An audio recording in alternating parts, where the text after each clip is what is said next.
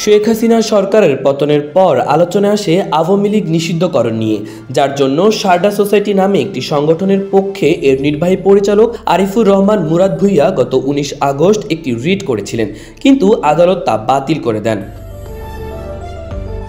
এরপর অন্তর্বর্তী সরকারের আইন, বিচার ও সংসদ বিষয়ক উপদেষ্টা আসিফ নজরুল বলেছিলেন, রাজনৈতিক দল হিসেবে আওয়ামী লীগকে নিষিদ্ধ করা সমীচীন হবে না। আসিফ নজরুল আরও বলেন, বিভিন্ন গণতান্ত্রিক সংগ্রামে আওয়ামী লীগের অবদান ছিল, কিন্তু গত 15 বছরে দলটি যা করেছে তা তাদের ঐতিহ্য এবং মুক্তিযুদ্ধের চেতনার সঙ্গে যায় না। আওয়ামী লীগ বাংলাদেশের ইতিহাসে এক বর্বরতম ফ্যাসিবাদ কায়েম করেছিল। দলটির এমন কর্মকাণ্ডের জন্য ব্যক্তিগত বা নেতাদের সামষ্টিক দায় থাকতে পারে, কিন্তু এর জন্য আওয়ামী লীগকে দল হিসেবে নিষিদ্ধ করা সমীচীন হবে না।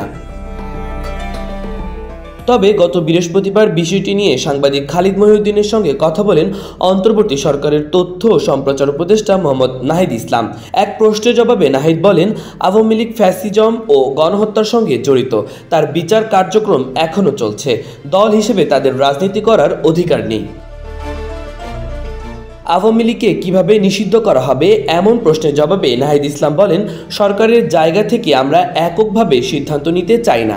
এসব জাতীয় বিষয়ে সিদ্ধান্ত নেওয়ার আগে অন্যান্য রাজনৈতিক দলগুলোর এ বিষয়ে মতামত নিয়ে সিদ্ধান্ত নেওয়া হবে। সব রাজনৈতিক দল ঐক্যমত্য হলেই আওয়ামী লীগের রাজনীতি নিষিদ্ধ করা হবে। মাহবুবুর রহমান ইমন, খবর সংযোগ।